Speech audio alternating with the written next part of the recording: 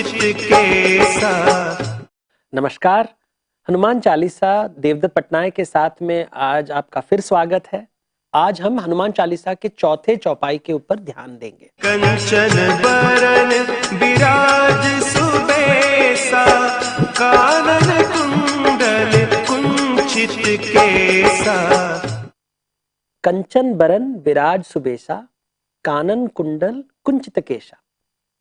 यहाँ पे भगवान का वर्णन होता है। अभी हिंदू धर्म में एक इम्पॉर्टेंट कॉन्सेप्ट है जिसका है दर्शन करना। जब भी हम मंदिर जाते हैं तो भगवान का दर्शन करना चाहिए, उन्हें देखना चाहिए। तो ये हम जब देखते हैं कि हम उनको आइडेंटिफाई कर रहे हैं, कि हमें पता है आप कौन हो, तो आपके हर एक भाग के ऊपर वर्णन होता है, कविताओं में, भजन में, चालीसाओं में। तो यहाँ पे हनुमान जी के जो स्ट्रक्चर है, जैसे वो दिखते हैं, उनके फेस के ऊपर इंपॉर्टेंस दिया गया है, उनके बॉडी के ऊपर इंपॉर्टेंस दिया गया है कि उनका वर्ण, उनका रंग सोने जैसा है। कंचन का मतलब है सोने जैसा रंग। और अगर आप इसको लिटरली नहीं लेते, मतलब इसका ये एक रूपक है, ये रूपक के माध्यम से बताना चाहते हैं कि वो बिल्कुल प्योर है। कंचन सोना, रामायण में इसको बहुत बार इसका वर्णन होता है। जैसे हम सोने की लंका के बारे में सुनते हैं, या सोने का हिरण के बारे में सोचते हैं, या कंचन सीता जो सोने की मूर्ति राम जी बनाते हैं। तो सोना इज ऑलवेज एसोसिएटेड विद जो शुभ है, जो प्योर है। और यहाँ पे हम कह रहे हैं कि हनुमान जी का वर्ण, उनका जो स्किन का कलर है वो सोने जैसा है, वो ग्लोइंग है, मतलब सन के जैसे। उनका हमेशा रेफरेंस सूर्य के साथ होता है, क्योंकि जैसे सन ग्लो करता है गोल्डन कलर का, वैसे ही उनका जो वर्ण है, उनका जो कम्प्लेक्शन है, वो गोल्डन कलर का है। और वो अच्छे कपड़े पहने हुए, सुभेशा, मतलब उनका जो भेष है, हिज क्लोथिंग, उनके जो अडोर्नमेंट्स है जो पहने हुए हैं, वो बहुत ही अच्छे कपड़े पहने हुए हैं। मतलब उनका संस्कृति के साथ जुड़ा हुआ है, उनके कपड़े बहुत ही सुंदर होते हैं।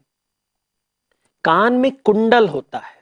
अभी ये बहुत ही इंटरेस्टिंग है कि कान, आजकल हम कानों में कुंडल नहीं डालते, कुछ लोगों में अभी भी डालते हैं, जैसे राजस्थान में कुछ लोग डालते हैं, कुछ ब्राह्मण डालते हैं, तो कान आजकल फैशन में डालते हैं। पहले जमाने में ये जो अच्छे घर के लोग होते थे वो कान में कुंडल डालते थे। कहते हैं कि पशु कभी कोई ऑर्नामेंट्स, कोई अलंकार नहीं पहनता। ये मनुष्य और सभ्यता का चिन्ह है अलंकार। तो अलंकार पहनना, तो ज्वेलरी पहनना। और बचपन में जब बच्चा जन्म होता है तो हम कर्ण भेदी करते हैं, मतलब कान को फोड़ना बोलते हैं, क्योंकि इसका ये मतलब है कि अभी ये पशु नहीं रहा, ये सभ्यता के भीतर हमने उसको लेके आए हैं। इसलिए देवी देवताओं के हमेशा कुंडल होता है, कान में कुंडल होता है, इयररिंग्स होते हैं। और अलग अलग प्रकार के इयररिंग्स होते हैं। जैसे विष्णु जी के मकर कुंडल होते हैं। जैसे मकर संक्रांति है, मकर एक नक्षत्र है, राशि है, सॉरी जोडियक है। और जैसे मकर राशि दिखाता है कि जैसे वसंत ऋतु आ रही है, इसलिए मकर राशि का जो कुंडल बनता है वो कृष्ण के कान में होता है। शिव जी के कानों में हम अगर हम ध्यान देखें, जैसे तांडव मूर्ति होगी, जो चोला ब्रॉन्ज, दक्षिण भारत का जो चोला है, वहां पे अगर आप तांडव की मूर्ति देखें और ध्यान से देखें, उनका दर्शन करें, तो शिव जी के एक कान में पुरुष के कुंडल होते हैं और दूसरे कान में स्त्री के कुंडल होते हैं। ये दिखाने के लिए कि पुरुष और स्त्री में कोई अंतर नहीं, मैं अर्धनारेश्वर हूँ, मैं पुरुष और स्त्री को एक समानता से देखता हूँ। मतलब वो जो आजकल जिसको हम फेमिनिज्म कहते हैं कि सब इक्वल दर्जे से, जो भी पुरुष हो स्त्री हो सब इक्वल है, ये शिवजी पहले से मानते हैं। तो ये कॉन्सेप्ट है। और यहाँ पे जब हम कह रहे हैं कि हनुमान जी के भी कुंडल है, क्या ये बता रहे हैं कि शायद वो एक नाथ जोगी है? जोगी भी पहनते हैं, जो कान फटे योगी होते हैं उनके भी स्पेशल कुंडल होते हैं, शायद ये बताने के लिए कि वो योगी है, ये बताने के लिए यहाँ कहा गया है कि कानन कुंडल। और लास्ट का कॉन्सेप्ट है कुंचित केशा, मतलब घुंघराले हुए बाल, कर्ली हेयर जिसको कहते हैं।